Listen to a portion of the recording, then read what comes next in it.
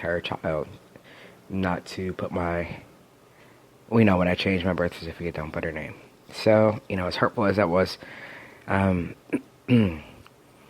I went on with my life and not really expecting to hear from her again. Um, but I did, and a couple years later, after, uh, you know, getting my top surgery and getting into a serious relationship, she came to visit me, and it was interesting. There really wasn't any discussion about the time that had passed where we weren't in communication, and there was no discussion about my life really. At this time, she was in a relationship with someone, and we talked about that. She actually liked the person I was in a relationship with, and we just kind of went on as if nothing ever happened. She didn't seem to be disappointed. She didn't seem to be angry, and so I was just happy that I had the relationship back. Um, thinking back about that time where we weren't in contact, I have to say my grandmother, who is uh, in a very conservative, judgmental, strict religion, had pretty much let me know that she always would support me and I'd always be her grandchild and she'd always love me. And so I had that, and so, I was lucky, I was grateful. At any rate, I also think it's important to say that, me and my family live about 400 miles apart. I moved to Washington, D.C. from Western New York, 2005. So I've been here for about 10 years. I think it's important to also mention that I'm a mental health professional. I work as a therapist here in DC, and so I can sometimes pick up on when someone's in emotional distress and maybe if they need to reach out to someone. So, last October, I started to notice that my mom was getting depressed. She was drinking more, and she's not a drinker, at least for the 25 years that I knew her before I left, she really wasn't much of a drinker at all. And she was having difficulty sleeping and using Xanax and other things to try to help her go to sleep. And so I was really concerned. And so I suggested that she might want to reach out to a therapist. And I did some research on a therapist who was a black woman up in Western New York. And thought that it might be beneficial for them to meet.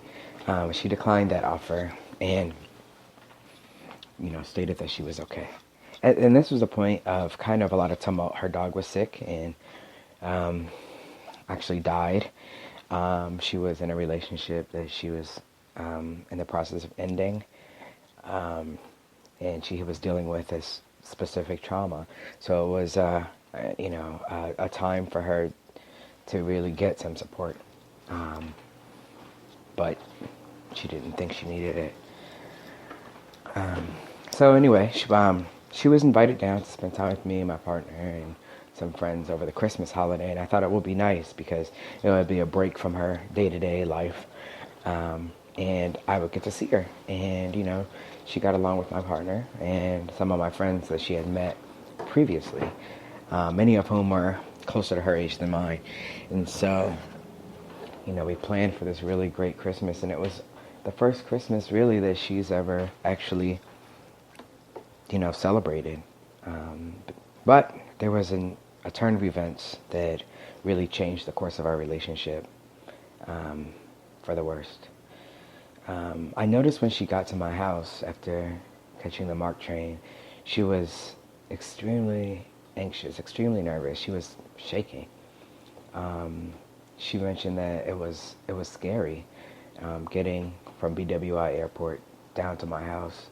And this is something that she had done before. And she asked me to get her a drink, so I did, reluctantly. I got her a drink. And, that evening, instead of hanging out with us, we went to a local restaurant to hang out and have some drinks, eat. She decided to stay in, and she just watched a movie. And I attributed that to probably being tired. But her anxiety was just more and more as the days went on. 2 days later, we ended up going to a friend's house for Christmas, and she got really, really, really drunk. Like, really drunk, to the point where she had to go take a nap. And when she came back, she continued to drink, and she got, loud and started to kind of josh around a little aggressively with the host, and was outside and was loud and yelling. And I'm telling you, I'd never seen anything like this before, and I was a little bit embarrassed. And I was also very worried about her. And so I sent her a text message because I didn't want to say anything in front of people that might be embarrassing. So I sent her a text message and said, "Hey, Mom, I'm going to get you some water. You're embarrassing yourself." I, regret that today. But, at the time it didn't really seem like that big of a thing. She had become friends with the host and his wife, mostly with the wife. They had the same profession. And so she had decided to spend the night at their house that evening, and then, I'd come get her the next day. But I received a message the next day stating something along the lines of, she can't believe that she had a child like me who would have people yelling at her and cursing her out and threatening her, and she was afraid for her life, and that I almost got her killed, and I had no idea where this was coming from. But she wouldn't answer my calls. And then she ended up staying at their house for days and days and days. They had plans with family, but she wouldn't leave. And she was really angry with me, and she wrote me a long email. It was a little bit incoherent, and it was, that she was disappointed, and that our relationship was probably too close, and that it needs to be more of a mother and child relationship instead of a friendship, and not to talk to her for a couple days because she had felt betrayed. And I was totally taken aback and confused, and I had no idea what was going on. And I continued to try to call her, and she wouldn't answer any of my calls. And finally, the woman, that she was staying with called me and was like, I think she's upset because, my husband told her to, not to push him. She was pushing him not to, drink too much if she was going to be able to be in control. I had left the night before, as I said.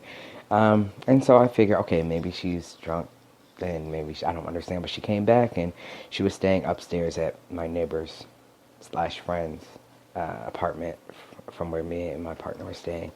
And she wouldn't talk to me, and she wouldn't come out of the apartment, and she wouldn't. I had never seen her like this before. And I kept trying, and I would bring her food, and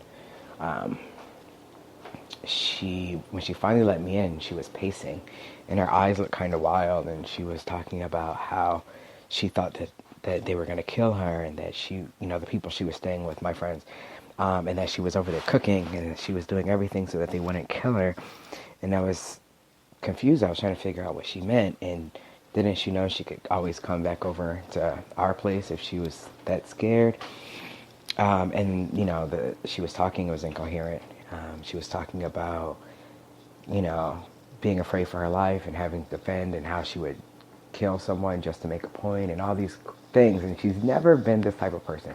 She's always been pretty unemotional, even keeled, not, angry, outwardly at least. So for the next 3 days, she was just upset. And, I called, I noticed that, she was manic. She was experiencing delusions of persecution. There really wasn't any explanation for anything that was going on. So I ended up calling the mobile crisis unit here, and they wouldn't come. They said that she was not suicide or homicide risk, and I know that, but I was hoping that maybe someone would come.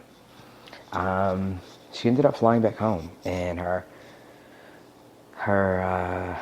blood pressure shot up so high that she ended up going straight from the airport to the hospital, and they kept her for a couple of days. And I was hoping and hoping that they would maybe have her talk to a psychiatrist there, but they didn't. They released her, and she just, for the next 3 months, she wouldn't speak to me. I couldn't get in touch with her, and there was nothing. In March, she reached out to me, and she sent me this really long email where she was talking about, she was Harriet Tubman and Moses, and that her husband was Aaron, all these, out of the Bible, and how she was going to heal the world, and all these types of things that were just really alarming to me. And again, it was mania or something, and I was scared. This was right after her dog had died. There was really nothing she wanted to hear from me. And so again, I called Mobile Crisis, but this time up in Western New York where she lived. They went out a couple times.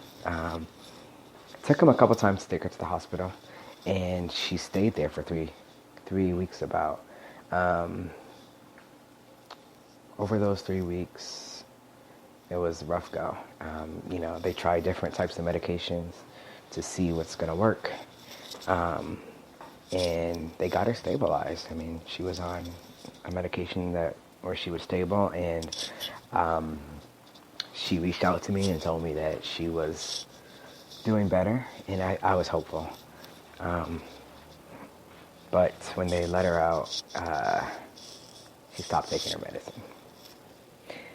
That's common with people with bipolar disorder, which she was newly diagnosed with for the first time.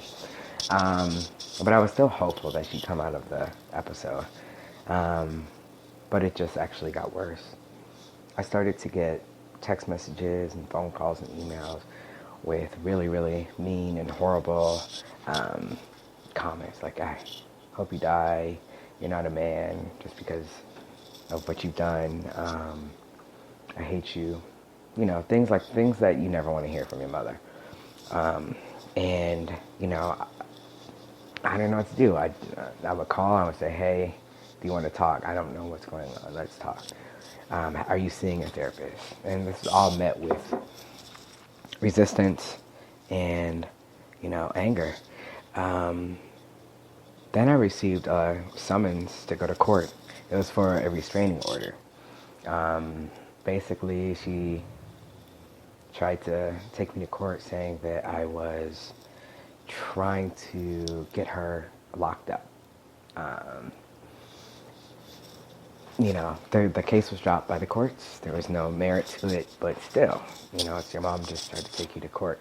Then I got another summons that she wanted to sue me for $70,000, which was the yearly salary of a job that she had just applied for, which she missed the interview for when she was in the hospital. I was graduating from a master's program, and on my graduation day I got more texts, and I finally had to, block her number. My grandmother actually called me during some of this, and she told me, if your mom comes down there, she shows up at your house, call the police. I was really scared. Not really scared for myself, but scared for her. At this point, she reconnected with her husband, and he became the best thing since sliced bread. She distanced herself from really anyone, any friends, any family, except for my granddad. My granddad was really angry with me. He doesn't really get the concept of mental illness and kind of thinks, she's just upset, leave her alone. He still doesn't talk to me today. I ended up having to get a restraining order against my mom, and that was the last thing I wanted to do. And I really hate even